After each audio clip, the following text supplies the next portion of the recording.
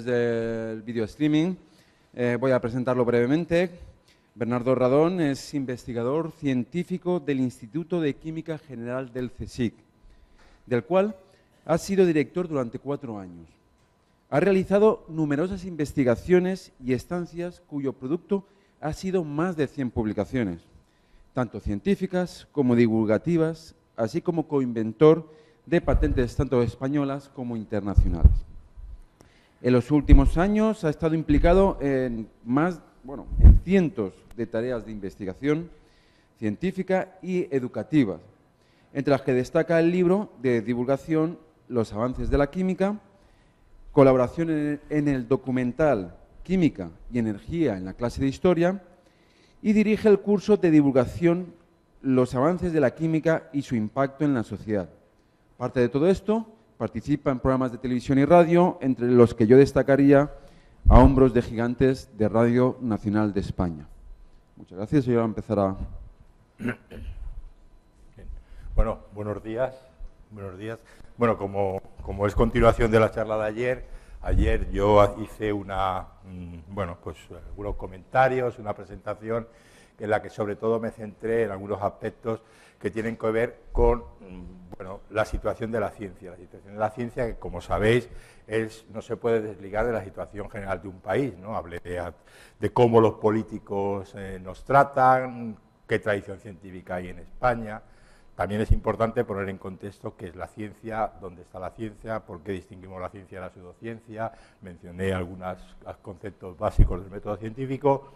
También es importante siempre tener en cuenta la historia de la ciencia nos da muchos ejemplos, incluso la historia de la ciencia, como mencionaba ayer, hay ejemplos de grandes científicos que incluso en algún momento de su vida sus teorías se consideraron por sus coetáneos como pseudocientíficas, o incluso ellos se dedicaron a ciencia que hoy consideramos, o actividades que hoy consideramos pseudocientíficas, ¿no?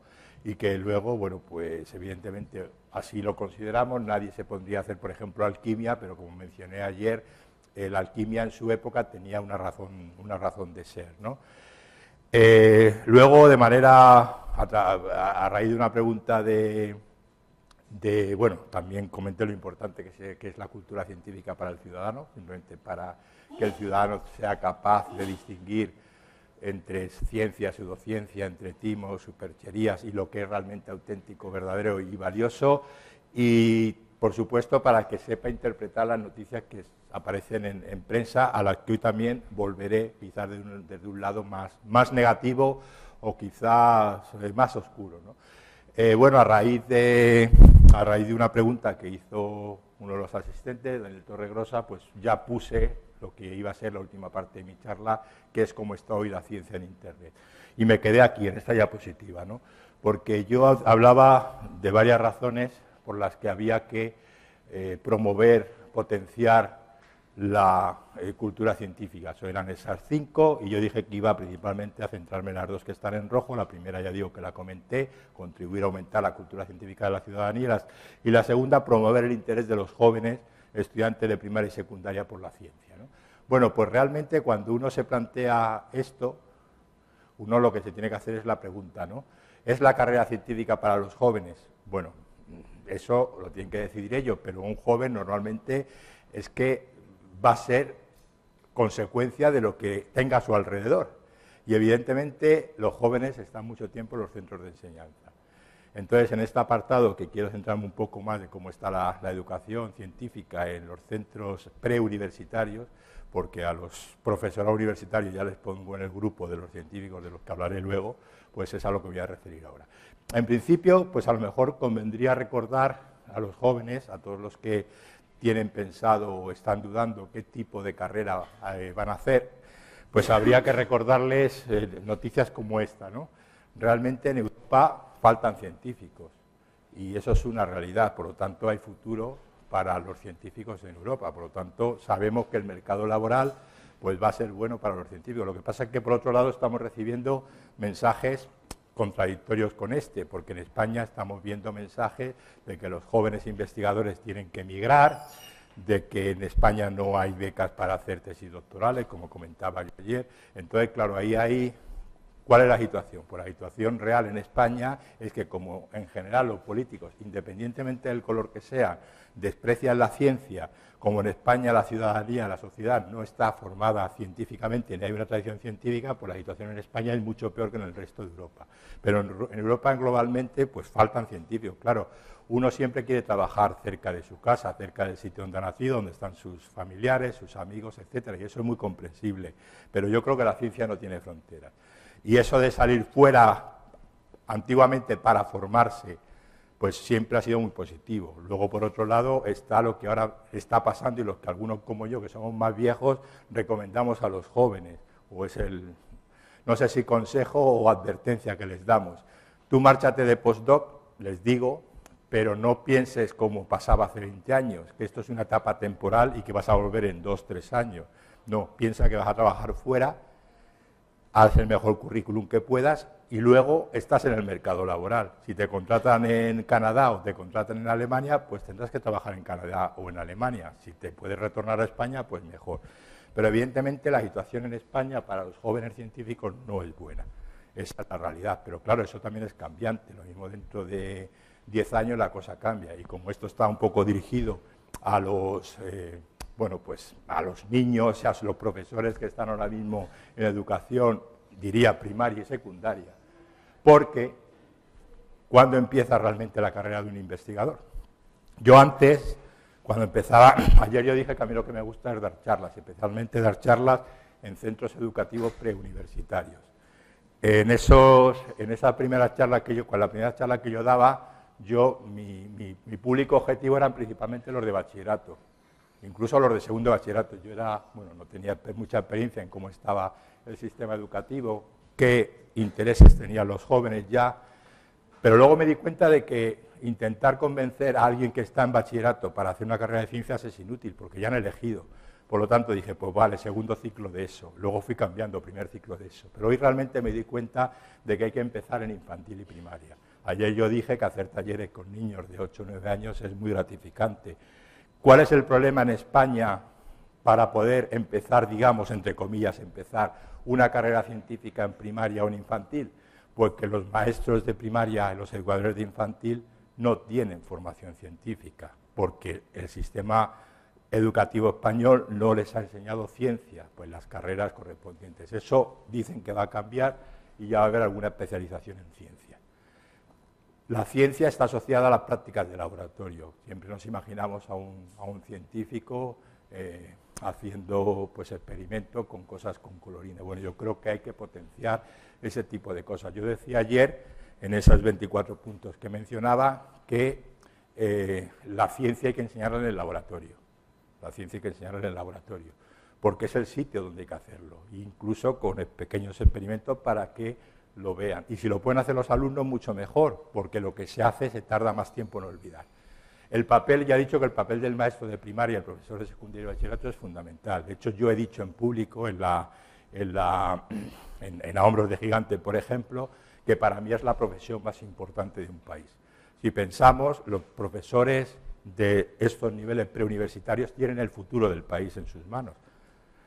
Claro, yo admiro mucho a los maestros y me fastidia bastante, no saco el recorte, pero es de hace unas semanas, algunos lo habréis leído, que según una encuesta el 92% de los profesores de educación preuniversitaria están insatisfechos en su trabajo, por unas razones o por otras, porque ganan poco, porque tienen mucho trabajo, muchas veces por problemas de la propia aula, es decir, que tienen grupos conflictivos, grupos que no son los mejores alumnos, muchos dependen mucho de la zona, del tipo de alumnado que tengan, ¿no? Bueno, yo admiro mucho a los profesores que son entusiastas. Yo también pensaba, cuando empecé a tratar con profesores, con lo que yo trataba eran profesores entusiastas que querían hacer cosas diferentes, pues yo pensaba que todos eran así. Pero por desgracia no, esos son la minoría. Aquí hay algunos de esos profesores entusiastas que quieren hacer cosas, que quieren enseñar de una manera distinta y muchas veces se encuentran con las reticencias e incluso los palos en las ruedas de sus propios compañeros de departamento. Eso es muy triste, porque aquí está lo que nos pasa siempre, ¿no? El dicho es el refrán del perro del hortelano, que ni come ni deja comer. En España eso, por desgracia, ocurre muchas veces, ¿no? Bueno, este es un artículo que publicó en El País Peter Doherty, Premio Nobel de Medicina, por sus trabajos en inmunología, en el que el título lo dice todo. Todo empieza con buenos docentes. Y cuando uno tiene buenos profesores, a edad temprana, suele estar orientado hacia una buena carrera profesional. Bueno, el maestro, el profesor, tiene que transmitir eso, que la ciencia, es la frase que ya puse antes en otras diapositivas, que la ciencia es la mayor obra colectiva de la historia de la humanidad, pero además tiene que transmitir que es el motor de nuestro progreso. Yo creo que puse ejemplos a lo largo de la historia, especialmente la revolución industrial, que supuso un paso de gigante en el bienestar del ser humano. Y además el profesor y el científico de ciencia, el científico y el profesor de ciencias tienen que estar convencidos de que su ciencia proporciona todas las comodidades de nuestra vida moderna. Yo eso lo hago con la química, por eso mi curso se llama Los avances de la química y su impacto en la sociedad. Profesores de física, de biología me han preguntado, ¿y se podría hacer algo con física y biología? Pues por supuesto que sí, pero que lo haga un físico, que lo haga un biólogo. En cualquier caso, yo quiero convertir el curso en el futuro en los avances de la ciencia y su impacto en la sociedad, pero será difícil llevarlo a cabo, ¿no? Bueno, también hay que transmitir esas tres ideas, ¿no? Que hay que tener una vocación científica, porque he dicho antes que a veces la carrera del científico, cuando uno empieza realmente a ganar dinero, lo empieza a ganar mucho más tarde que si eres fontanero o que si eres mecánico, incluso que si eres abogado, o iba a decir periodista, pero hoy sabemos que los periodistas jóvenes no es que ganen dinero cuando son jóvenes, sino que muchas veces tienen que pagar para poder trabajar, y eso es real, ¿eh?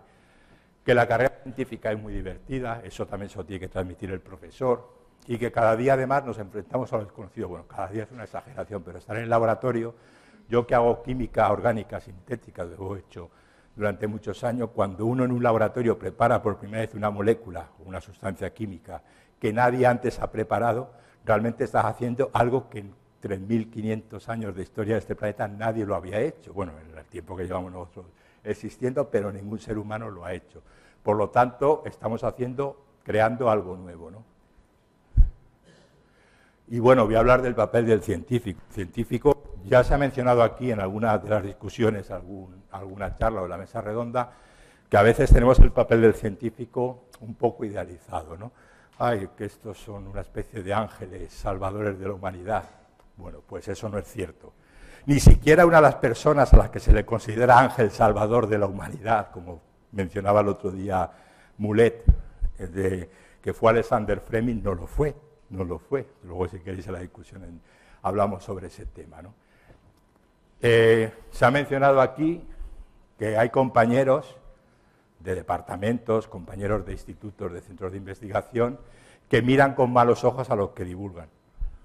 Luego, cuando esos están evaluando proyectos, cuando están evaluando currículum para promover, para promociones, pues dicen, no te cuentan eso, ¿no? Yo creo que aquí ya se ha mencionado todo eso. Eso es muy negativo para la cultura científica, porque desanima al que lo hace, ¿no? Al final, cuando uno se mete en estos berenjenales, lo hace porque se lo pasa bien, porque disfruta, porque le gusta, porque ve alguna motivación.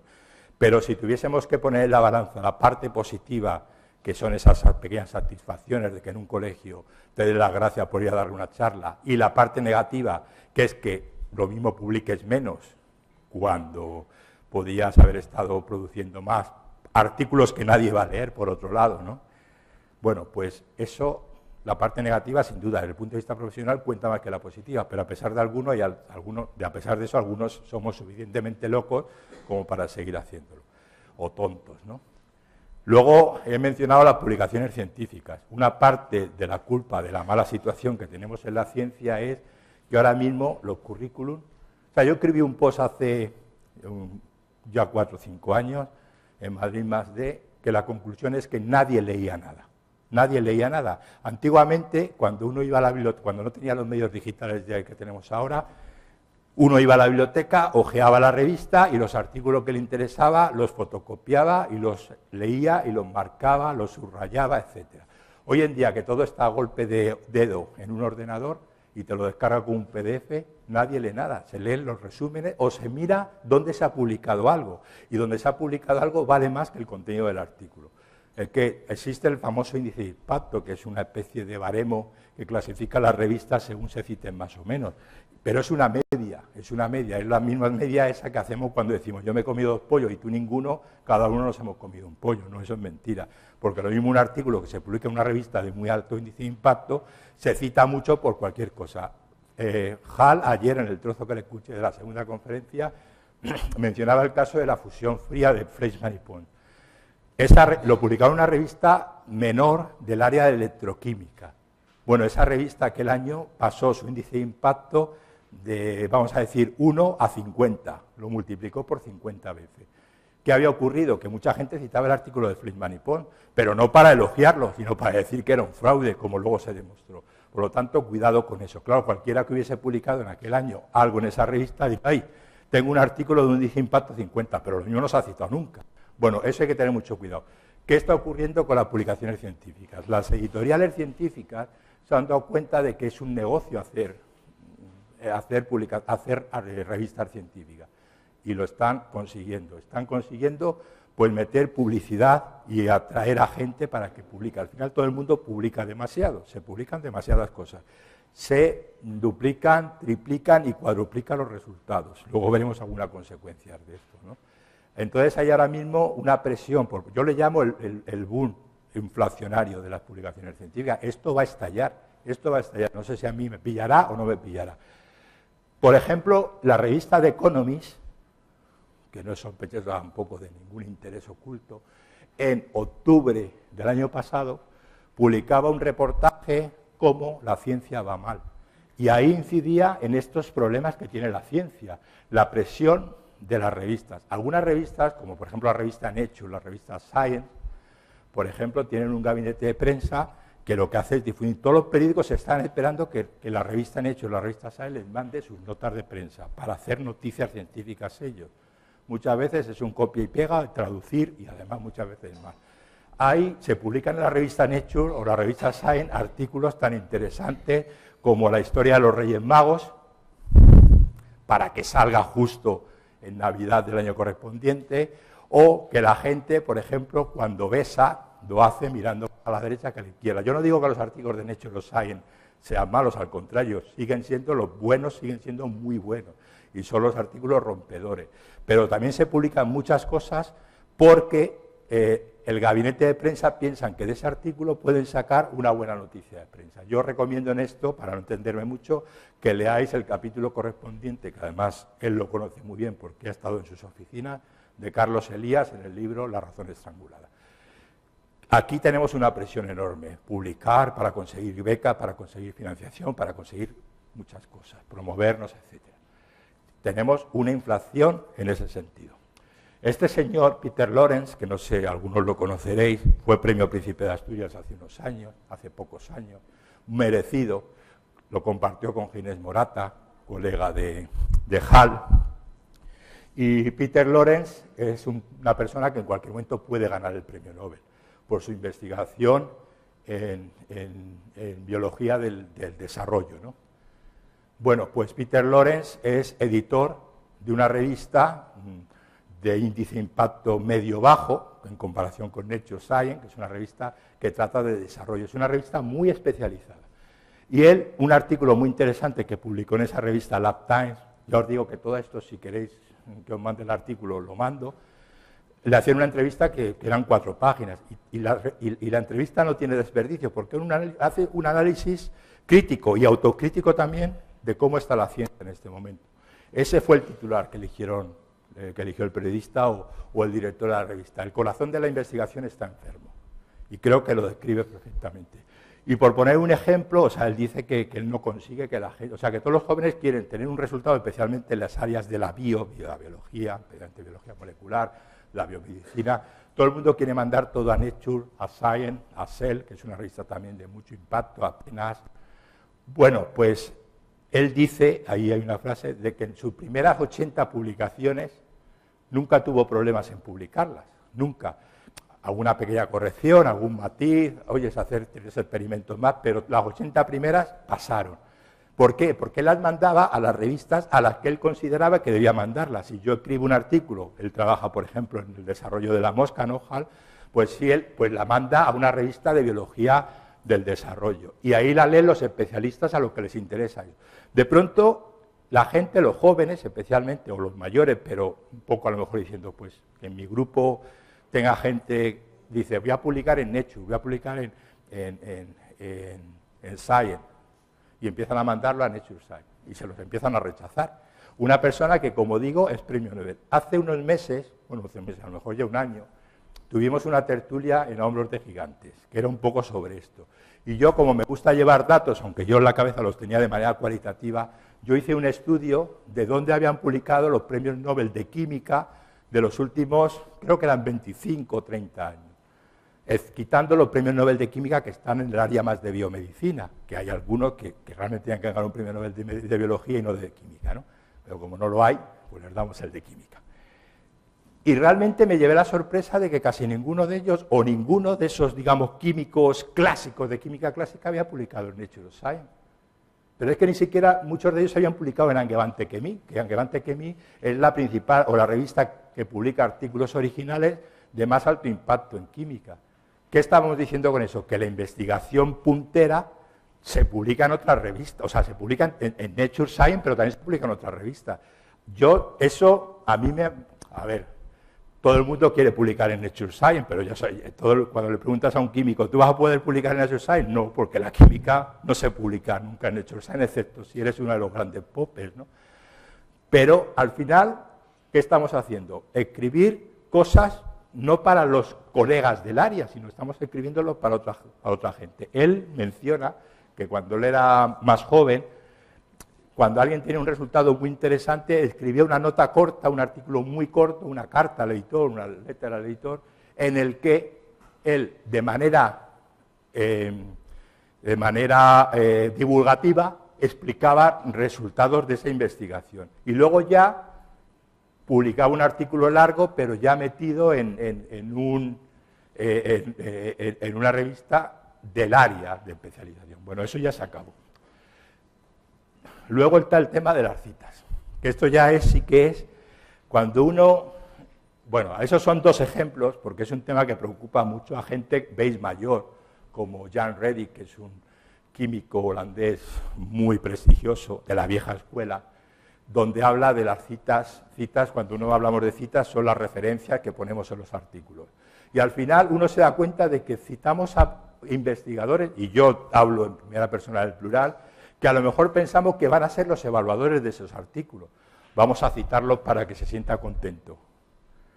O no le citamos a algunos cuantos porque son, digamos, entre comillas, enemigos. Al final, uno se encuentra que empieza a citar, primero cita demasiado, luego ese artículo de la revista Scientific, que es una revista de divulgación, citas demasiadas o no suficientes. La conclusión fue que eran demasiadas. Yo me está pasando eso. Yo como evaluador estoy empezando a ver artículos de 5 o 6 páginas en las que se citan 500 referencias.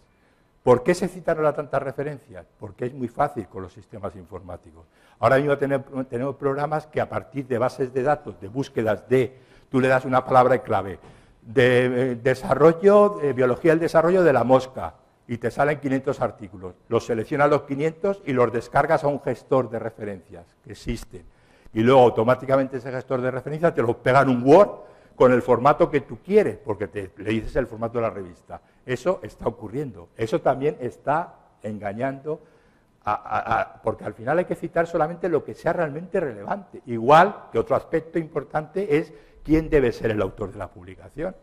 Deben ser el autor de la publicación los que hayan trabajado en ella. Tenemos publicaciones, ayer os enseñaba una, la del cromosoma sintético, que eran como 200 autores, pero trabajaron más de 3.000 personas. Los otros 2.800 no fueron en la publicación. ¿Deben ir o no deben ir? Bueno, era un trabajo de grado, tal, hicieron una pequeña cosa, pero es que contribuyeron. Pero claro, un artículo de 3.000 autores, diréis, qué raro, ¿cómo va a haber? Bueno, es que el artículo, los dos artículos en los que en la revista Science, una en Science, otro en Nature, en la que se detectaba el bosón de Higgs, lo firmaban más de 2.000 autores, cada uno de ellos. ¿Quién ha hecho qué en esa publicación? O sea, cuando uno va a una oposición y le preguntan, este es tu currículum, es brillante, pero ¿tú qué has hecho en esta publicación? Si son 2.000 autores, Es que a lo mejor hasta el que ha servido café tiene derecho a ir a la publicación, ¿no creéis? Es decir, es un macroproyecto, el del bosón de Higgs, evidentemente, ¿no?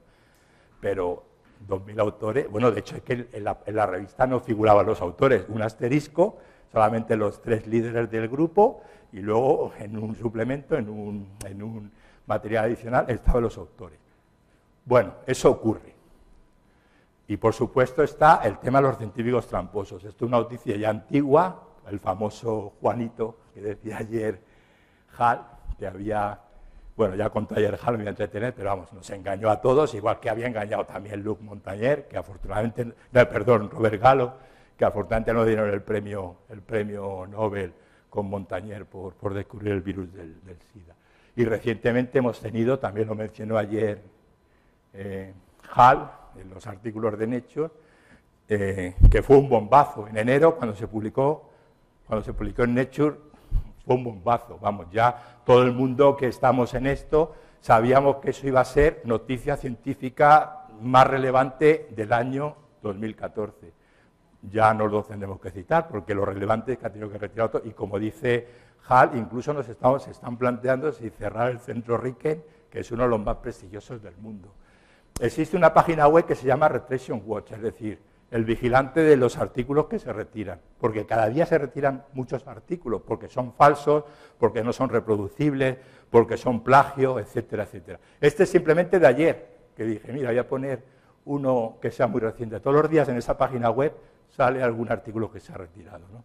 Pues eran unos astrofísicos que habían estudiado unos asteroides y resulta que identificaron, creo que era no sé qué elementos, magnesio y silicio, y resulta que habían hecho mal la calibración de los instrumentos de rayos X para detectarlo. Por lo tanto, ese resultado no es válido. ¿Qué va a pasar lo que contaba ayer con las ondas gravitacionales que mencioné, que está ahí en duda de si son reproducibles o si se han detectado? Pues lo mismo nos llevamos la sorpresa de que también tienen que retirarlo. Bueno, en fin, esto es lo que ocurre. También la presión hace que la gente publique realmente sin seguir el método científico. Cuando creo que no sé si se discutió aquí o fue hablando con la periodista de información que me entrevistó, yo le decía que el método científico necesita comprobaciones. Creo que el ejemplo más claro del gran aplicador del método científico fue el Charles Darwin. Os recomiendo que oigáis el programa de Hombros de Gigantes, no el próximo en el que participaré, sino el siguiente, porque voy a hablar de su libro, su autobiografía. Charles Darwin hoy en día no sería ni contratado doctor por la Universidad de Alicante. No lo sería. ¿Por qué? Porque Darwin no tenía ninguna presión por publicar. Darwin tardó 30 años en publicar Su origen de las especies. Pero eso lo mismo le pasaba con lo que él estudiaba, que eran qué planta eran las plantas herbívoras, las carnívoras, que llamamos plantas carnívoras, o estudió muchos moluscos. Él cogía, empezaba a escribir, tenía su tal, y paraba. Y entonces a lo mejor retomaba el trabajo ese y la escritura 10 años después, sin exagerar nada, los 10 años después. ¿Qué le pasaba? Él lo dice en su autobiografía, que él se daba cuenta, cuando lo volvía a leer, que era como si lo leyese una segunda persona. Por lo tanto, él podía matizar, ver si algo está bien explicado. No, pues hay que hacer otro experimento. Eso hoy en día es imposible, porque hoy la ciencia va a toda pastilla. Ciencia a todo gas, le podríamos llamar, por poner un título más peliculero, ¿no? Bueno, pues eso nos está pasando. Claro, ¿qué ocurre? Que como no se reproducen, no se hacen 10 veces los experimentos en el laboratorio para reproducir un resultado tan excelente como este, de las células madres, que prácticamente, como decía Hall, poniéndole una gota de vinagre, ya la reprogramábamos con el pH o con la presión, con condiciones ambientales, pues al final, cuando llegan otros investigadores y lo quieren reproducir, y esto, digamos que se pilla a estos, entre comillas, malos científicos, o más entrecomillados, tramposos, porque lo publican en revistas de muy alto impacto. Pero yo estoy seguro que en revistas de muy poco impacto, que nadie va a tener que repetir esos resultados, hay muchísimos inventados, muchísimos.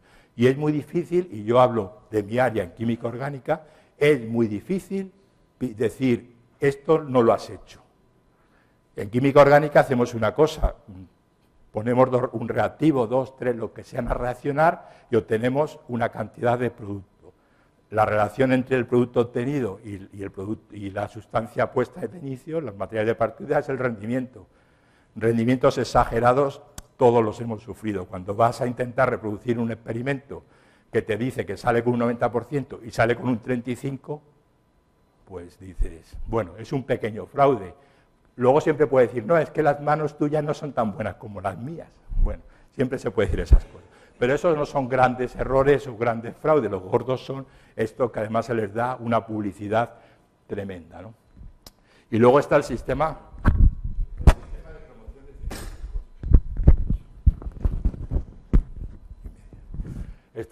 de promoción de científicos. Bueno, en España ya he dicho antes que hay una dije ayer que hay una endogamia tremenda y evidentemente el sistema de selección de gente, teniendo en cuenta que es gente que cuando saca una oposición ya tiene la plaza de por vida, es muy arriesgado. Yo creo que habría que contratar a la gente a dedo, pero eso sí, si tú eliges a una persona y yo fallo, o sea, si me eliges a mí, y Hal me elige a mí para ser profesor en la autónoma y yo fallo, yo voy a la calle, pero Hal también va a la calle o sufrirá las consecuencias. Es el sistema de contratación de todos los sitios avanzados del mundo, ¿no? Bueno, voy a hablar de todo este tema, aunque ya lo mencioné un poco, hablar de Internet, la ciencia, la prensa, escrita, publicidad, televisión, cine, etc. Bueno, esta es una diapositiva que llevo ya muchísimos años poniéndola. La puse también aquí el año pasado y uno se pregunta, ¿las noticias en prensa son divulgación científica? ¿Contribuyen a aumentar la cultura científica del ciudadano? Yo pienso, yo llevo diciendo esto del año 2009 y digo que los periódicos en papel cuestan dinero, mucho dinero, y por lo tanto no vamos a dedicar espacio a ampliar la información, pero la web se podía haber usado la web para que cuando se da una noticia científica ampliar, llamar a un experto y que te lo explique. Bueno, luego también está la veracidad de la noticia y la manera de transmitirla. Existe una máxima que se dice de los periodistas de que no dejes que la realidad te estropee un titular. Ayer yo lo adaptaba, o se adaptó en aquel Noticia del País sobre la noticia viral, ¿no? Y eso a veces es también aplicable a las noticias científicas. Yo creo que la ética del periodismo, esa mala ética, queda representada en estas dos grandes obras maestras del cine. La misma película, pero tratada tan diferente que parecen dos películas distintas. En español esta se llamó Luna Nueva y en esta primera página Howard Hawks, Billy Wilder como directores. Yo recomiendo verlas si no las habéis visto, y si las habéis visto seguro que queréis volver a verlas, ¿no? Esta es una noticia que también hace ya bastante tiempo, ya más de 6 años ahora, ¿no? Científicos españoles descubren en el espacio moléculas clave para la formación de la vida. Bueno, cuando uno sabe química orgánica, porque lo que detectaron fue el naftaleno, que es esta molécula, dices, esto es un gran hallazgo científico, porque detectar naftaleno en el espacio, bueno, primero pone a punto ciertas técnicas experimentales que son muy valiosas, pero también es una molécula relativamente compleja. Pero lo que no es para nada clave es para la vida. O sea, nosotros podemos vivir sin naftaleno, es más, al contrario, el naftaleno es bastante perjudicial para la vida. Entonces aquí, pues ha querido destacar, bueno, eso de formación de la vida, pero es que no, es que estamos muy lejos de la realidad. Por lo tanto, es un titular que no refleja bien el contenido de la noticia, ¿no? Esto, antes os decía que había noticias, o sea, se podía aprovechar Internet pues para ampliar información. Y esta es una noticia de hace también un par de años, el lado menos dulce de la fructosa de maíz. Bueno, se han dado cuenta en Estados Unidos de que lo que ellos llaman el sirupo, el jarabe de alto contenido en fructosa, también engorda y también provoca diabetes. Y entonces aquí explican por qué este azúcar provoca eso. Y dice, bueno, voy a poner las fórmulas. Esta es la sacarosa, que es el azúcar de caña común. Y esta es la glucosa y la fructosa, que son los dos fragmentos de la sacarosa, ¿no? Bueno, aquí dicen, está compuesto, el jarabe está compuesto de un 55% de fructosa y un 42% de glucosa, correcto, sin ningún problema. Pero es que dice que el azúcar de caña es un 50% de sacarosa. No, dicen, es sacarosa pura, que es un 50% de glucosa y un 50% de fructosa. Por lo tanto, dicen, proporciones distintas, tal. No, es que hay una gran mentira ahí, porque cuando se unen dos fragmentos, el de la glucosa y el de la fructosa, las propiedades de lo que se forma pueden parecerse al material de partida. ¿No? Es decir, cuando hacíamos reacciones químicas, yo ponía el otro día el ejemplo de la sucralosa, ¿no? como edulcorante, que tiene un grupo triclorometilo que está también presente en el dieteno, es que cuando los grupos, los átomos se combinan, la sustancia que se forma no tiene nada que ver, puede tener que ver, pero de manera casual, con los materiales de partida. Bueno, pues aquí ya digo que es una manera de explicar noticias, pero por desgracia, de explicar ciencia a las noticias, pero por desgracia se explican mal, ¿no? Y a veces los científicos son más peligrosos que un saco de bombas cuando generan ellos mismos las noticias, ¿no? Por ejemplo, esta noticia, ¿no? El humo que emiten los fuegos artificiales puede perjudicar la salud. Se le dio bastante bombo en prensa, fue una noticia de investigadores del CSIC, pero que no fue una nota de prensa del CSIC, por lo tanto fueron los propios investigadores o su centro los que generaron esta noticia. Cuando se publica algo en una revista que yo puedo acceder a ella, suelo mirarla y analizarla, y la analicé. Entonces ellos se basan en que se generan, de que aumenta la concentración de cationes, de ciertos cationes, durante los fuegos artificiales, que lo hicieron la prueba en la noche de San Juan en Girona.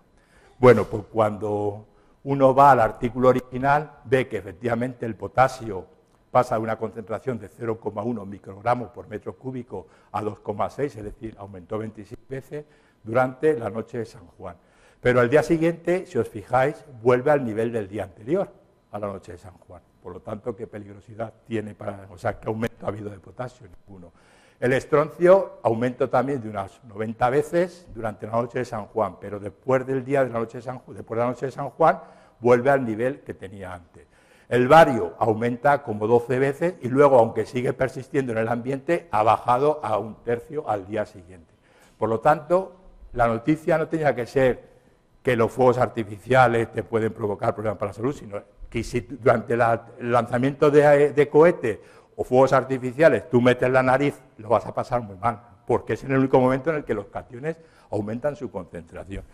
Bueno, esa noticia crea alarma y de hecho tuvo bastante repercusión en los medios de comunicación y la gente ya se planteaba, ¿deberemos usar fuegos artificiales o con los fuegos artificiales estaremos matando al planeta y a los seres humanos? Tuvo mucha repercusión, como esta que ya creo que mencioné, de que los protectores solares invaden los ríos españoles. Bueno, esta es un titular típico del grupo que lo genera, que es un grupo de química analítica de Barcelona, pero no especifica ni concentración ni efecto biológico, cosa que comentamos ayer al hablar de Paracelso, y solamente mencionan que hay que beber 100.000 litros de agua para notar el efecto. Bueno, normalmente notarías antes lo que es ¿cómo se llama la enfermedad HAL? Que por beber exceso de agua, vamos, si tú bebes 100.000 litros de agua no sé dónde estarías, explotarías. Bueno, fijaros la magnitud de la noticia, esta noticia merece ese titular, porque encima invade los ríos españoles, cuando lo han hecho, bueno, en 4 ríos, nadie se va a bañar en un río, ni nadie va a coger agua en un río, y si piensa, es que en Madrid bebemos agua del Lozoya, yo no quiero beber agua de un río, bueno, crea ese temor. Esta la comenté ayer y no voy a parar, pero esa es la noticia. Yo recomiendo este libro, un matemático lee el periódico, porque ahí vienen muchas historias de lo mal que se manejan cifras y luego volveré sobre ello. O esta que también la comenté, o esta que también del mismo grupo, los nanotóxicos colonizan los ríos españoles. Esta noticia es relativamente antigua, del año 2009, y en aquella época la concentración de nanopartículas, nanomateriales en los ríos era insignificante, de parte por billón. ¿Que hay que hacer ese estudio? Por supuesto, pero no lances un mensaje alarmista. Bueno, afortunadamente a veces hay noticias que son positivas, especialmente para la química, como cuando se acerca el día de San Valentín, que siempre los periódicos se acuerdan de que la química, de que el amor es principalmente química, ¿no? Y es porque se generan una serie de moléculas, algunas de ellas están ahí representadas, ¿no? Y bueno, las matemáticas. ¿Qué os llama la atención de esta noticia? Aparte de que el artículo y el sustantivo no están en el mismo número. ¿Qué os llama la atención? El robo de cobre en el alumbrado se reduce un 228% durante 2013.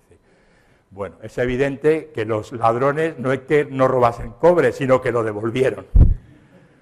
La noticia que se publicó en un periódico local, a mí me gusta mucho leer periódicos locales, y entonces el 31 de marzo estaba en La Laguna yo y me encuentro con el periódico, que era por otro lado bastante interesante, de otras noticias, del Ayuntamiento de La Laguna, en el que se da esta información.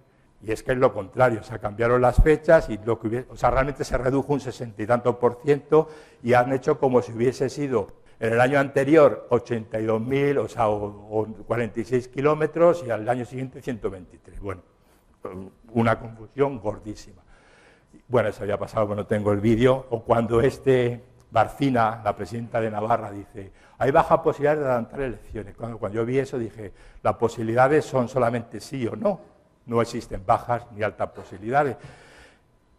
En los comentarios en la web del País labrearon, esta ignorante, así nos va en España, la política y tal. Y bueno, no es santo de mi devoción, como podéis suponer Barcina, pero me leí la noticia entera y fue una metedura de pata gorda del periodista, porque ella dijo, la presidenta señala que la probabilidad de que pueda haber elecciones anticipadas es baja. Ahí sí.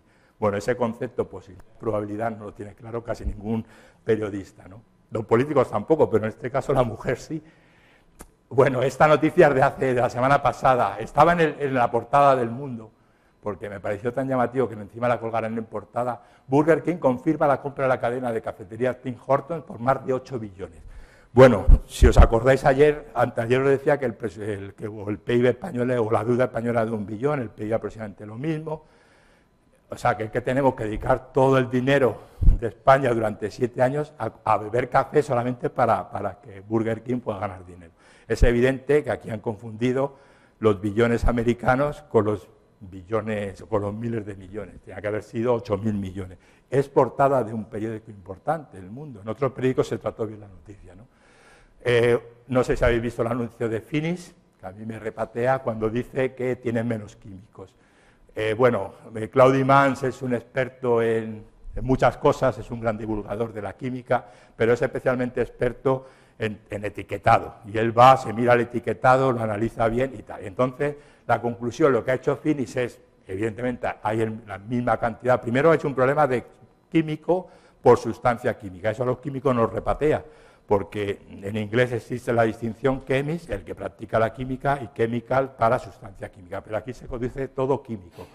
Y realmente eso a gente como a Claudio o a mí pues nos fastidia muchísimo. Bueno, pues él lo que hizo fue pesar la pastilla, o decir, bueno, ¿cuánto pesa cada pastilla, la actual y la anterior? Lo mismo, o sea, que tiene la misma cantidad de químicos, porque tiene la misma cantidad de sustancia. Y analizó la etiqueta y vio que lo que había bajado de la antigua a la nueva es que habían eliminado parte de los fosfonatos. Bueno, eso desde el punto medioambiental es posiblemente muy bueno. Y el artículo que lo ha publicado en su blog en Investigación y Ciencia, pues, bueno, al final la conclusión es que para que un publicista, él saca la conclusión de que debe ser muy difícil las reuniones entre publicistas y científicos de una empresa, porque el publicista quiere lanzar un mensaje, la química es mala, vamos a hacer algo que podamos decir menos químicos, menos sustancias químicas. Y el químico se tiene que romper la cabeza. ¿Cómo conseguimos que sea real eso que va a decir la publicidad? Pues vamos a rebajar un poco la concentración de uno de los productos que pueden ser más perjudiciales para el medio ambiente, los fosfonatos en este caso. Por eso al final dice, eso el título de su artículo es, y también el final del post, más químicos, investigadores, para tener menos químicos, sustancias químicas. Porque esto de los químicos, como por ejemplo 800 químicos sin control, amenazan a nuestras hormonas. Es decir, ¿quiénes serán esos 800 químicos locos que están persiguiendo las hormonas? Bueno, evidentemente son los famosos sustancias químicas que se conocen como disruptores endocrinos. A esto yo también le dediqué un programa o dos en Radio Nacional de España, en Hombros de Gigante, porque yo me leí el informe de expertos que, digamos, estaban como en colaboración con la OMS sin pertenecer a la OMS. Y no menciona para nada toda esta peligrosidad. Lo que pasó es que sacaron una nota de prensa, como la nota de prensa hay que darle un cierto, nadie de los que lo comentaron pues fue a las fuentes originales. Por ejemplo, ahí se demonizaba al BPA, o sea, al bisfenol A. En todo el informe, que son 120 y tantas páginas, también si queréis os lo puedo pasar, solamente se menciona una vez el bisfenol A. Solo una vez, pero en cambio cuando aparece bisfenol A hay como nombrar la bicha, ¿no? Luego se va a hablar de ciencia y cine, pero evidentemente series como Pan, que por lo menos en el Reino Unido ha aumentado, ha hecho que el interés por la carrera de física aumente. Yo di este año una charla en mi curso de divulgación sobre si la química, si las películas sirven para enseñar química y para aprender química, y la respuesta es sí, aunque uno como como espectador de cine lo pasa mal cuando está buscando cosillas científicas porque se da cuenta de que hay muchos fallos, pero bueno, y uno pierde un poco a lo mejor el hilo de la película. Yo, por supuesto, siempre recomendaré Breaking Bad. Breaking Bad, en la que en el primer episodio pues ya vemos que él está dando una clase de química en un laboratorio, que es donde hay que hacerlo, y hace experimentos para que los estudiantes aprendan. O explica de una manera maravillosa el concepto de quiralidad. Tiene fallos la serie, pero no voy a entrar en ellos. Es una serie que yo, por supuesto, recomiendo a todo el mundo. Eso es del primer episodio y no hago ningún spoiler, ¿no? Bueno, esto es una frase, me voy a saltar, eso está, pero sí que ahí está la visión de lo que Jesse Pinkman y Walter White piensan de lo que es química, de lo que es ciencia. En esa frase, Walter le da una lección de método científico a su antiguo alumno y en ese momento colaborador. Bueno, esta película yo no la he visto, pero ya el cartel llama la atención. Bueno, esta es la fecha en que se estrenó en Estados Unidos, en Europa se estrenó en España 15 días más tarde. La persona media usa solo el 10% de su capacidad cerebral. Hoy ella alcanzará los del 100%.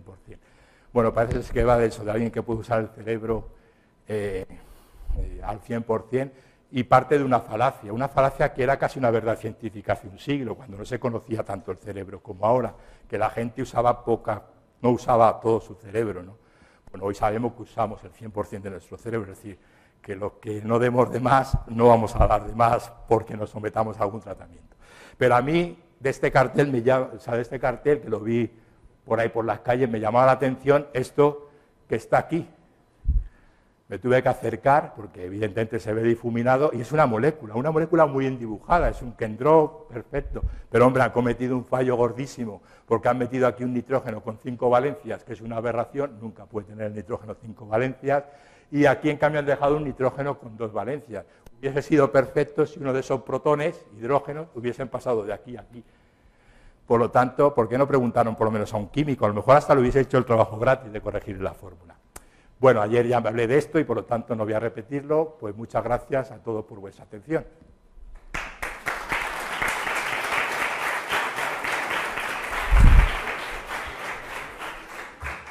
No sé si hay mucho tiempo para preguntas, José. Bueno, habían 2 personas de ayer que querían preguntar. No sé si todavía queréis preguntar. ¿Vale? Yo una pequeña broma sobre los 800 químicos estos que revolucionan las hormonas. A lo mejor son licenciados y licenciadas de química que son especialmente atractivos y que revolucionan las hormonas. Pero como puse ayer en esa última noticia, si aún no sabemos lo que es la belleza, cada uno tiene sus cánones de belleza, ¿no? Y lo que le atrae a uno no es lo mismo que lo otro. Buenos días. Voy a aprovechar que tengo el micrófono para hacer el comentario de lo de ayer y comentarios de hoy. Vamos a ver, lo primero, ayer hablabas de tu hartazgo un poco de la utilización del blog. O sea, quiero decir que estabas un poco harto de la poca... Bueno, no sé si... a ver, yo no sé si luego ya a José le maticé un poco las cosas y lo que dije es que como no se puede estar a todo, pues yo tengo mis prioridades y ahora mismo los blogs para mí no es la prioridad. Vale, de todas formas, también se habló de que, bueno, pues aquí los que estamos un poco convencidos. O sea, quiero decir, al final nos reunimos todos para darnos palmaditas en la espalda. Yo creo que eso no es cierto. O sea, yo este curso pasado, por cierto, trabajo en el Instituto Jorge Juan, o sea, que aquí en Alicante, además, Jorge Juan tiene el nombre de un instituto. Recibimos la visita de una nutricionista que nos habló, por ejemplo, de los 5 venenos blancos de los que tú mencionabas ayer, nos habló del efecto cancerígeno de todos los edulcorantes, etcétera, etcétera. Yo, en ese momento, por prudencia, no le contesté. Por prudencia y por falta... Gracias. Y por falta de información. ¿De dónde obtuve la información?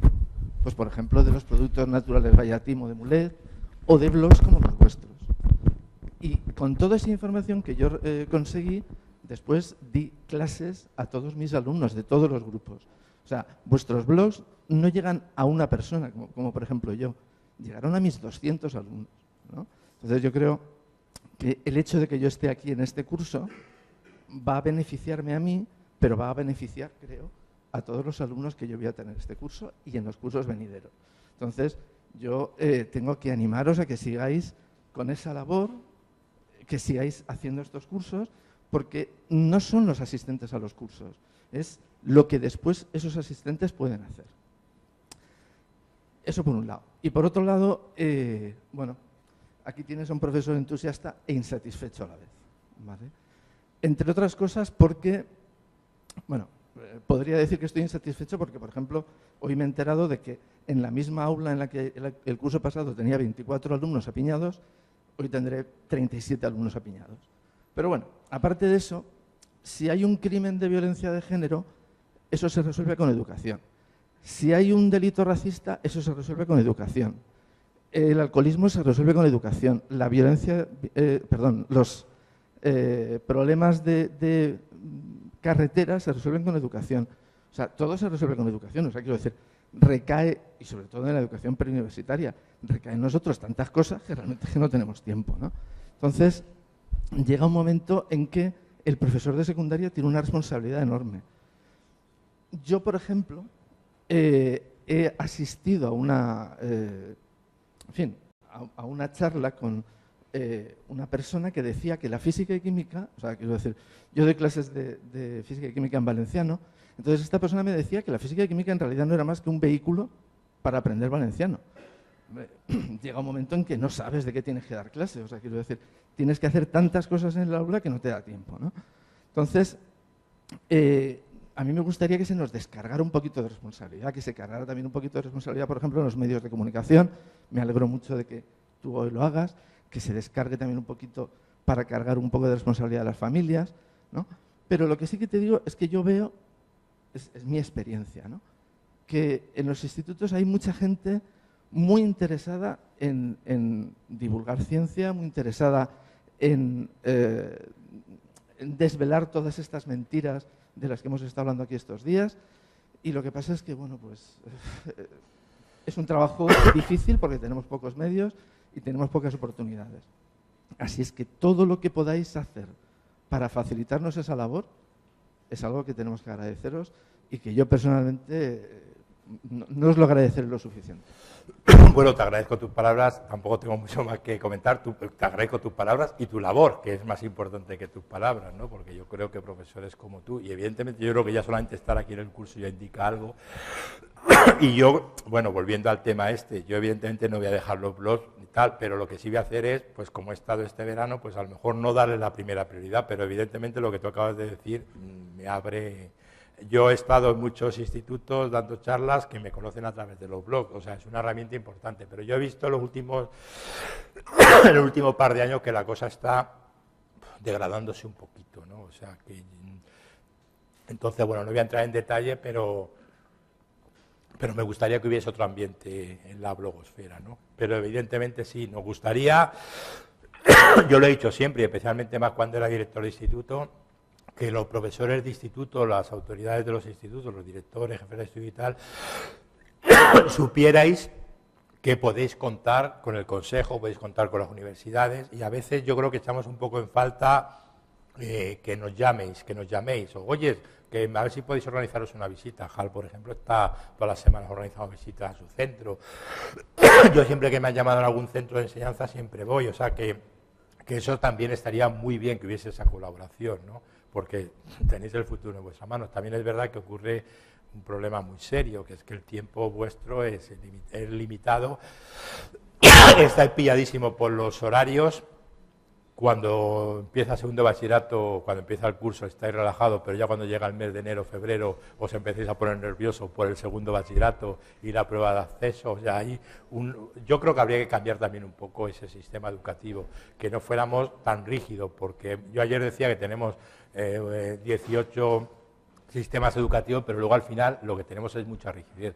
Obligan a dar a lo mejor demasiados temas, cuando a lo mejor vale más hacer una visita a un centro y ahí aprovechar, pues eso, pues a lo mejor para los alumnos les vale como 3 clases, por lo que pueden aprender ahí, en vivo. Por ejemplo, el Museo de Valladolid, Museo de Ciencias de Valladolid, que no sé si lo conocéis, con el Año Internacional de la Química, montó un stand precioso de química y de hecho montó ahí una tabla periódica donde se podía tener muchísima información y montó, como Walter White tiene en su instituto, su colegio, montó realmente una pollata de laboratorio para que el profesor explicara clase. Yo dije, esto lo van a rifar tendréis lista de espera de profesores de colegios, institutos de Valladolid. No lo han utilizado apenas. Y es una oportunidad perdida. Yo creo que eso a lo mejor no llega información a los centros, o a lo mejor a veces llega a través de esa dirección de correo electrónico, que es la general, la colectiva y tal, y lo ve alguien que, esto es más publicidad o lo que sea. Yo creo que esas cosas habría que hacerlas, pero habría que empezar cambiando la rigidez del sistema, o sea, de lo que es el año académico, el programa académico. Sí. Buenos días. Bueno, me han dado la palabra porque ayer me quedé con... Era más bien un comentario, sobre todo cuando hablas de la ciencia, lo que habéis llamado ciencia exagerada. La verdad, no sé si es culpa de los científicos, de los periodistas, de los dos, pero bueno, mi comentario no va por ahí. Tampoco, no sé si hay respuesta a eso. El caso es que hace poco, ¿no? Es bueno, que tengo que ponerlo en contexto, si no... hubo una discusión sobre, bueno, el uso de animales para probar medicamentos, bueno, el uso de animales en medicina, ciencia, biología, lo que sea. De momento, yo creo que eso es inevitable, por supuesto. Claro, hay un rechazo, ¿no?, a ese uso de animales, ese maltrato, aunque está limitado. Pero el caso a mí, lo que me llamó la atención en una discusión que pude ver, es que la que estaba en contra de ese maltrato animal, pues llega un momento en que dice, bueno, es que le estaban discutiendo, bueno, pues es que hasta ahora, en este momento no tenemos un modelo mejor, porque los sistemas biológicos son muy complejos.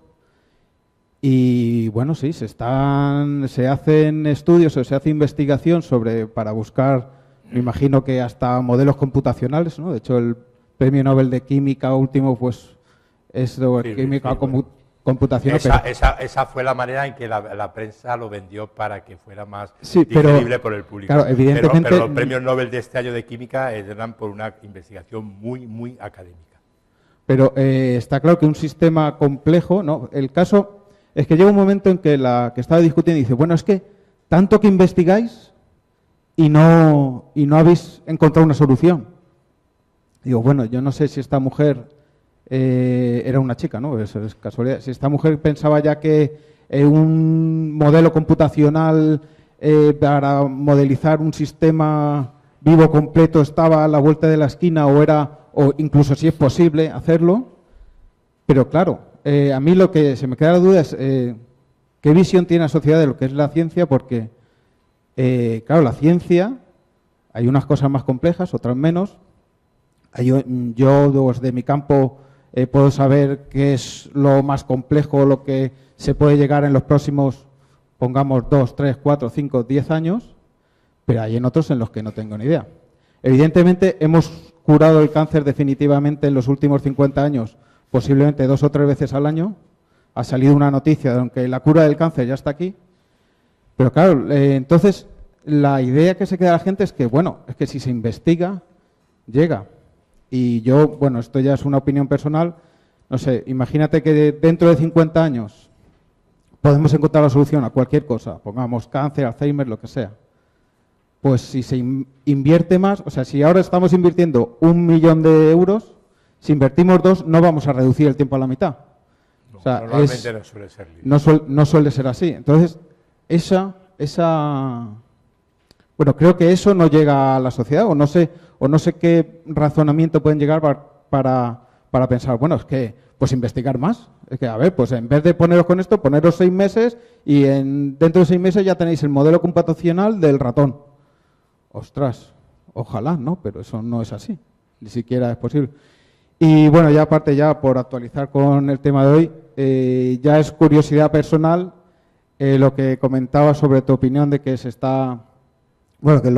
que has detectado un deterioro en los blogs o en la glosfera. Si hay tiempo, si te lo permiten, pues me gustaría saber qué te lleva a pensar eso. Por curiosidad, no tengo una opinión particular al respecto. Voy a empezar por lo último para ya ser ahí más breve, porque las otras preguntas tienen su enjundia, ¿no? Bueno, es una opinión personal y al ser personal cada uno pues es como lo percibe. Yo lo que he percibido es que cada vez cualquiera puede crear un blog y cualquiera puede escribir de cualquier cosa, y entonces es muy difícil discernir entre lo que puede ser científicamente correcto. Estamos hablando de ciencia, pero también supongo que esto es aplicable a otras áreas que yo no conozco. Entonces, al final, ¿qué es lo que dice este tío, esta persona me está contando esto de manera correcta o me está vendiendo una falacia? Y está viendo últimamente falacias. Casos concretos, pues gente a la que han cometido errores de bulto químico, que es lo que yo puedo juzgar más, aunque yo ahora mismo me siento capacitado por mi experiencia, sobre todo como en otros medios, para hablar de casi de cualquier ciencia, ¿no? Y yo, pues en química, que es donde más me puedo meter, pues errores conceptuales tan gordos que le mandas un correo electrónico o un tuit en privado, oye, que esto corrígelo, y te ponen ahí como si, bueno, por favor, al final acabas diciendo, pon tu currículum sobre la mesa y yo pongo el mío y lo comparamos. Es decir, no voy aquí presumiendo nunca de currículum y tal, pero puede llegar a eso. Entonces ahí yo creo que hay un dicho español de que la ignorancia es muy osada. No sé si alguna vez lo habéis oído o lo habéis visto aplicado en vuestro entorno. Bueno, pues hay mucho ignorante escribiendo. Entonces, al final, no lo digo por mí, que yo creo que sí puedo discernir entre, digamos, el grano de la paja, pero para gente que entra, a lo mejor le sale, si buscáis palabras que puedan tener, y yo no suelo escribir sobre temas de estos, como puede ser el caso de José López Nicolás, o como puede ser el caso de Mulet, que yo creo que están más cercanos a las inquietudes de la gente, como puede ser la salud y la alimentación especialmente. Entonces, si tú pones una palabra, digamos, de estas que hemos estado discutiendo aquí, astrología, homeopatía, tal, pues te suelen salir noticias que son positivas muchas veces en los buscadores en primer lugar, ¿no? El motor de búsqueda de Google es un motor de búsqueda que yo lo uso, o sea, evidentemente todo el mundo está acostumbrado a usar Google, pero tiene sus peculiaridades. ¿Y qué es lo que al final sale más? Sabemos que por ahí, y sabemos porque está demostrado, países donde continuamente está la gente visitando ciertas páginas para que eso empiece a subir el PageRank, ¿no? Bueno, eso creo que hay que, igual que he dicho lo de las publicaciones científicas, y es un tema que a mí me preocupa porque yo estoy metido en ese entorno, y me preocupa sobre todo por los jóvenes, porque al final dicen, es que si no saco una tesis con 8 publicaciones, menuda tesis de mierda, pero es que a lo mejor una publicación de tu tesis vale más que 8 de otra, ¿no? O sea, esas cosas hay que, yo también es verdad que soy lento escribiendo y además mis publicaciones suelen ser bastante gordas. En algunas revistas tengo el récord de artículo original, no review, en tamaño, o sea, que eso es mi estilo de publicar. Entonces yo estoy viendo que en Internet puede llegar a pasar lo mismo. La publicación es llegar a los especialistas, al final a los tramposos se les pilla, pero Internet puede el bulo, o sea, el de los 5 alimentos, los 5 venenos blancos, es que eso es extendidísimo. Y hay gente que dice, pero vamos a ver, la leche, pero por favor, la leche pasteurizada, pero ¿cuántas vidas ha salvado Pasteur con su procedimiento? Bueno, ese tipo de cosas es falta otra vez de cultura científica. Yo, bueno, pues las palabras que has dicho, no sé cómo te llamas, pero pues yo creo que, yo tengo aquí amigos que son profesores de secundaria y también pues me conocieron a través del blog y tal. Yo vuelvo a repetir lo de ayer. Digamos que les voy a dar, a mí me llama alguien para dar una charla o tengo que escribir un post en el blog y prefiero ir a dar la charla antes que el blog, porque me encuentro muy bien y tal. Luego, sobre el primer comentario, que ahora mismo ya no me acuerdo qué hiciste, pero sí quería comentar sobre el primero, que era sobre algo... la ciencia exagerada. El tema, yo creo que hay los ejemplos que he puesto, afortunadamente a este grupo ya no se le está dando tanta cancha. Yo creo que se han dado cuenta los periodistas, pues si os habéis fijado en las noticias de hace ya 2, 3, 4 años. Pero hubo un tiempo que nos invadían con ese tipo de noticias, porque lo que tiene que ver con la contaminación, si son aspectos negativos como los 800 químicos que amenazan nuestro sistema hormonal, esas es que les gusta mucho a los periodistas, les gusta lo morboso, lo negativo. O sea, yo creo que eso es una cosa que no... Que es un problema de la sociedad global, no solamente la española, que nos gusta ese tipo de noticias. Bueno, pues la ciencia exagerada es lo que el científico te quiere hacerse publicidad. Y eso, en esto que tiene que ver con nuestra salud y la contaminación ambiental tiene que ver con nuestra salud, es peligroso.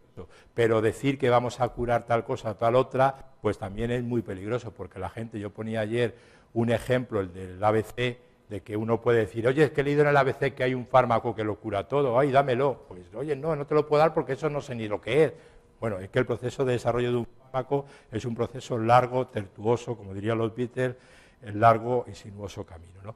Y entonces, sobre el tema de, ¿es que la ciencia lo puede hacer todo? No, la ciencia no lo puede hacer todo, y de hecho esa es la grandeza de la ciencia, que la ciencia, por mucho que haya descubierto, por mucho que haya avanzado, afortunadamente, aún le queda mucho más por descubrir y por avanzar. Dijo Descartes, que ya lo hemos mencionado en este curso varias veces, o sea, lo importante que es la filosofía, y no sé si hay aquí alguien de humanidades, de filosofía, veis que los científicos nos gusta manejar a algunos filósofos, pues dijo Descartes que daría todo lo que sé, y sabía mucho, lo sabemos, ¿no?, por la mitad de lo que ignoro. Yo creo que eso es una máxima que todos los científicos aún nos tenemos que aplicar, porque nos queda tanto por descubrir. Y en el tema precisamente que has mencionado de trabajo con animales, se tiende a que no haya, o sea, que la investigación con animales sea cada vez más reducida, pero aún no hemos alcanzado eso, porque un sistema complejo como es un ser vivo, oye, es el que tienes ahí, el sistema endocrino, el sistema neuronal, el sistema tal, las células, cómo cruzan la membrana celular en los fármacos, tal. Entonces, claro, no se puede avanzar muy rápidamente. Dices tú, si en vez de invertir 2 millones invierto 1, la investigación va a ir mejor, pero no el doble de mejor. Esto es como, lo que seáis químicos sabéis de lo que me voy a hablar, la energía de activación. Te hace falta una cantidad mínima para poder funcionar, pero luego no es que vayas a subir de la misma manera, digamos, exponencial, porque precisamente es uno de los ejemplos donde sí se puede hablar esto de crecimiento o de crecimiento exponencial, cuando hablamos de velocidades de reacción frente a energía. Bueno, entonces hace falta un mínimo, hace falta inversión sobre todo continuada, que no empieces un proyecto hoy porque tienes dinero y no sepas si lo vas a acabar dentro de 10 años. Luego el tema de trabajar, por ejemplo, con ratones, Elena trabaja mucho con ratones, pues el ratón tiene que tener una vida, o sea, que hasta que tú no le sacrifiques, y claro, al final esos ratones se producen para laboratorios, si no hubiese investigación esos ratones no existirían. Otra cosa es, ya vamos a hablar de los famosos, los simios humanoides o los grandes simios, pues trabajar con ellos nos crea un cierto... Pero vamos avanzando, vamos teniendo cada vez modelos, o sea, para minimizar el estudio con animales, vamos avanzando en modelos computacionales. El del trabajo de los premios Nobel, que son premios Nobel merecidísimos, especialmente el que le dieron a Martin Karplus, los otros dos podían haber sido esos dos u otros dos nombres, son trabajos muy académicos, basados en estudios químico-físicos, y no a partir de ahí... Digamos que ellos ponen las bases, pero no se desarrollan fármacos a partir de ese estudio. Ellos ponen el conocimiento básico. Y luego has mencionado una palabra, el cáncer. Cuando pensamos que antes a una persona se detectaba un cáncer y ya la familia empezaba a preparar la herencia y esas cosas, y hoy vemos que una cantidad enorme de cáncer se están superando, cuando no te mueres después de 5 años del diagnóstico, se considera que ese cáncer nojal está curado. Eso está ocurriendo en muchísimos casos, incluso en cánceres que antes eran terriblemente y te llevaban a la muerte, el cáncer de pulmón. Hay ya gente que está sobreviviendo 5 años. Bueno, es una prórroga. Que al final yo creo que el cáncer va a ser una enfermedad endémica, que la gente que la tenga, el SIDA evidentemente ha matado a mucha gente, especialmente en países que no han tenido el tratamiento con antirretrovirales, pero ya ahora mismo el SIDA lo podemos considerar casi una enfermedad. ¿Cómo se llaman estas enfermedades que son permanentes pero que no te van a matar? Como puedes hablar del SIDA, crónicas, estas, sí. Se está avanzando y algunas enfermedades, a mí me preocupa más enfermedades asociadas a la degeneración, al envejecimiento, como puede ser Alzheimer, Parkinson, las esclerosis, etc.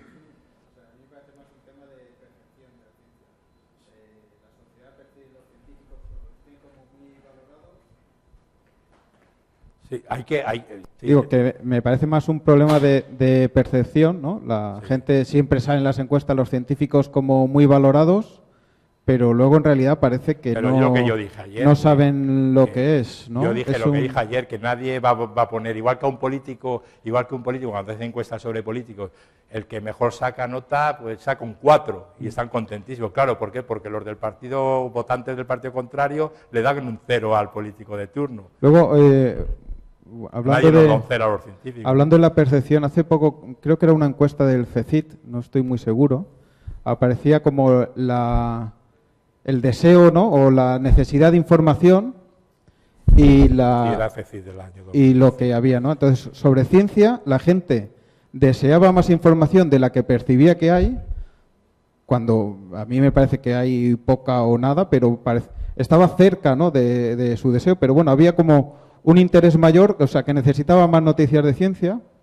pero claro, en el mismo gráfico había, ya es que a mí me pareció muy curioso, ¿no? Ya no es, había sobre información de fútbol, decían que sí, que había mucha, efectivamente lo afirmaban, pero luego también como que pedían más. Digo, Ya, Dios pero mío, es si que a mí yo que no creo me que- interesa y sé cosas de fútbol, porque estamos invadidos, Claro. y de ciencia querían más, veían que, bueno, quizá faltaba, pero que faltaba muy poco más. O sea, una cosa como, no sé, a mí me Yo parece creo extraño, pero... que, como se dice muchas veces, hay verdades, mentiras y estadísticas.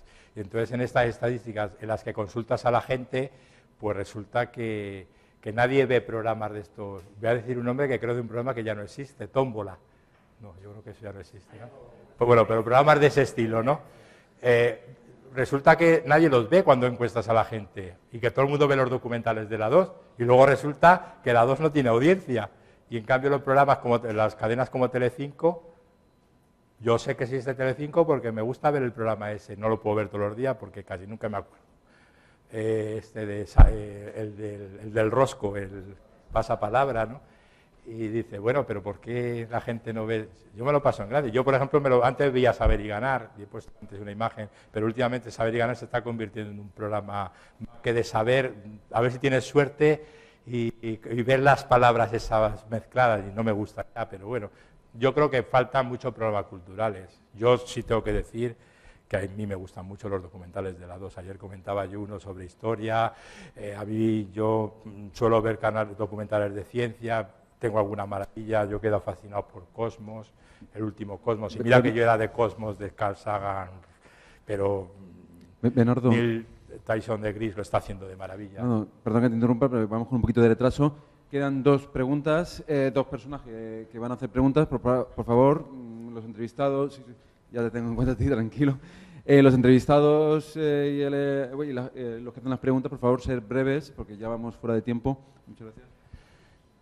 Bueno, yo son algunos comentarios. Es que por alusiones antes comentabas lo de las visitas guiadas y tal, que simplemente decirlo ahí. Yo sé que hay profesores de instituto aquí en la sala. Bueno, pues hacemos visitas guiadas a colegios de secundaria de toda España en el CBM. Si alguien quiere que entre en la página web. Y la solicitud es a partir del 15 de septiembre y durante un mes. Luego ya no se admite ninguna más. Y también hacemos un curso de biotecnología en verano para profesores de secundaria también, completamente gratuito, valorado en 2.000 euros, dicen. La vez que tuvimos que cobrar, porque se hizo a través de la autónoma como curso de verano, se cobró la matrícula, creo, de no sé cuántos miles. Y nosotros lo hacemos gratis también, que suele ser en julio. Un par de comentarios. Comentaba antes Bernardo que las películas, que la ciencia salía bastante mal parada. Dímelo a mí como virólogo, que cada película que veo de virus, no hay más que zombies en esas películas que se comen a las personas y demás. O sea, que imagínate tú cómo está la cosa. Pues vais a tener que cambiar el nombre de vuestra ciencia por zoombiólogos. Sí. Decías, comentabas que no había presión antes por publicar y demás, y ponías el caso de Charles Darwin. No sé si ese es el mejor ejemplo, porque él seguía feliz sin publicar. Además tenía presión de su mujer, que luego le censuró medio libro cuando lo publicó y tal. Y si no es por su amigo, el geólogo Charles Lyon, que le dijo, oye, mira, que hay un tal Wallace que va a publicar lo mismo que tú. Entonces ella dice, bueno, pues casi voy a publicar lo mío. Bueno, pero eso fue solamente en un libro. Darwin. Bueno, sí, pero. A ver, es que Darwin, de lo que estaba más orgulloso era, joder, ¿cómo se llaman estas flores que son tan bonitas? ¿Las hortensias estudió tan? No. Orquídeas. Las orquídeas, orquídeas de colorines. Estudió las orquídeas y tal, y estudiaba los percebes. O sea, sé que Darwin, yo creo que el tío lo que disfrutaba era en eso.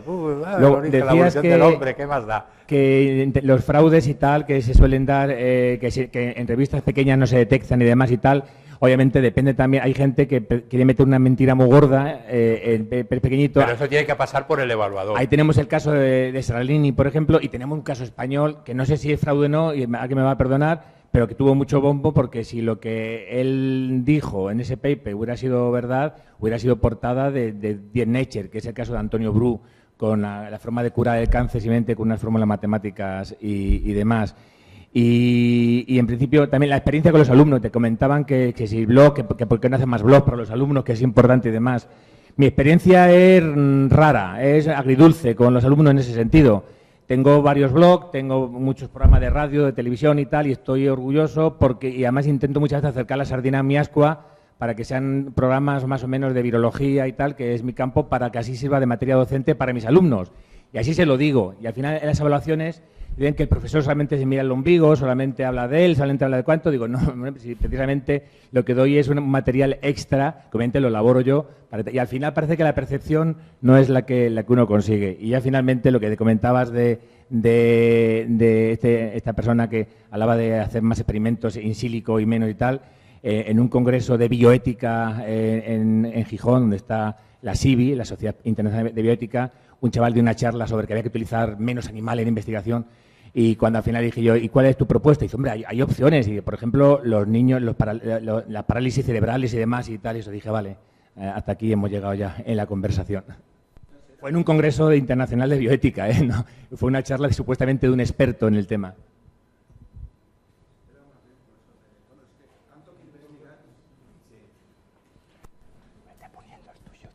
El adaptador, ese te valdrá seguramente, ¿no? No, pero así no lo quitas, ¿no? Desconéctalo, va a ir poniendo Sergio el suyo para ir avanzando. Ahí tienes el puntero y la... Sí. Hola, buenos días. Hola. Yo, apoyar la moción de mi compañero de la labor de divulgación de vosotros, de la comunidad científica, porque a colación de lo del otro día, un comentario sobre una chica en el tuit que, hola, tal, que preguntaba no sé qué de lo de la coca sin lactosa, por ejemplo, o no sé si era sin lactosa o sin gluten. En cuanto al énfasis de, no sé si los canales de ridiculizar la importancia de cada cosa, quiero decir, porque, por ejemplo, en este aspecto de esta chica, un problema como, por ejemplo, la chica tenía como que es drogadicta, estaba infravalorándolo, o sea, estaba enalteciendo el problema de la, por ejemplo, del gluten. O sea, quiero decir, como la importancia de una correcta divulgación de los medios, o, por ejemplo, de vosotros llegar a... Claro. Bueno, lo que te refieres, creo, me parece que lo puso Mulet, ¿no? Mulet lo puso ese... Mulet puso esa información de que se estaba preocupada si la cocaína tendría gluten o no. Bueno, yo a veces ese tipo de información me parecen ese tipo de comentarios en ese tipo de foros como Yahoo, sí, pero que dices, ¿eso es la verdad o se lo habrá inventado algo? Entonces, José, tú que a lo mejor esto lo tienes más trabajado, no sé qué pensarás, ¿no? No, pero seguramente pienso que la conciencia colectiva igual exista. Quiero decir, el caso de esa persona ignorante, en plan, me estoy drogando, pero me preocupa si esto lleva gluten. Luego, ya que mencionas el gluten, sabemos que todo el mundo está comprando cosas con gluten, aunque no sea celíaco. Bueno, pero por favor, no te gastes más el dinero. Es que tenga gluten o no tenga gluten, el alimento tiene las mismas propiedades alimentarias. El problema del gluten es, por desgracia, una serie de personas que padecen esa enfermedad y son intolerantes a esa proteína. Exacto, lo decía, y ya pasando a un extremo menos radical, por ejemplo, el caso que me interesó, lo de la stevia, que comentó, no sé si tu compañero, en el sentido de que como efecto farmacológico habría que tener una posología, porque no estamos hablando de un producto normal como pueda ser el azúcar. Pero eso lo tiene la planta completa, eso es lo que ocurre con las plantas. O sea, cuando la planta al fin y al cabo es un ser vivo y una planta encima produce, esos son lo que se conocen metabolitos secundarios, no son, a diferencia del metabolismo primario, que son las proteínas, ácidos nucleicos, carbohidratos y grasas, que son fundamentales para la existencia. Los metabolitos secundarios, la planta principalmente, porque es donde más se estudia, pero también los animales lo producen pues para muchas funciones. Muchas de ellas no se conocen. Unas pueden ser defensivas. Tú produces un veneno y la abeja no te pica, los mosquitos no te atacan. Tú produces algo que sea amargo y el depredador no se lo come. Entonces, esos son defensivos. Hay otros que sirven, por ejemplo, para regular lo que serían nuestras hormonas, para comunicarse, lo que serían nuestros neurotransmisores, el equivalente. Entonces, la planta, además, cuando tú la cortas, al momento de cortarla, la planta se siente estresada, lógicamente. Le estás dando un hachazo, aunque sea suave, y la planta a lo mejor mejor empieza a producir metabolitos secundarios. El problema con la gente que investiga en productos naturales, y yo he sido muchos años de un departamento de productos naturales y conozco muy bien su historia, es que el contenido en metabolitos secundarios depende mucho, por ejemplo, de la época del año y depende de las condiciones ambientales. Por lo tanto, si tú te estás haciendo una infusión de la stevia, de la planta, tú estás tomando el esteviósido, que es el componente activo que endulza, el edulcorante, pero puedes estar tomando otros componentes. Y de hecho hay uno de ellos que se sabe que siempre está en la stevia, me parece que se llama Raubolfio o algo así, que tiene unas propiedades, como decía Mulet, que en principio parece que son beneficiosas, antihipertensivo, te puede controlar la diabetes, el metabolismo de carbohidratos, etcétera, pero son propiedades farmacológicas y por lo tanto hay que estudiarlo desde el punto de vista de la farmacia. Pero no me extrañaría nada que dentro de poco, como sabemos todos que como los complementos dietéticos, lo que yo mencionaba el otro día con el caso del resveratrol y el Revidos, se venden realmente fármacos como complementos dietéticos y que a lo mejor dentro de unos años, si se presiona suficiente, la stevia como tal, el extracto, sea un complemento dietético. Yo creo que no, pero no por razones científicas, sino por razones económicas. Date cuenta que la stevia es medicina tradicional y sus componentes y sus propiedades, sobre todo la edulcorante, se conocen hace muchísimo tiempo. Por lo tanto, no hay patente. Nadie tiene la propiedad industrial sobre la stevia y sus componentes. Entonces, no va a haber ninguna empresa que haga suficiente fuerza para que eso se pueda autorizarse. Gracias. Muy bien, muchas gracias a todos. Vamos a hacer 5 minutos de descanso para que podáis estirar las piernas. A y media en punto empezamos. Un aplauso, por favor, a Bernardo.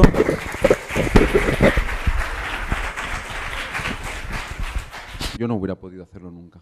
Muchas gracias.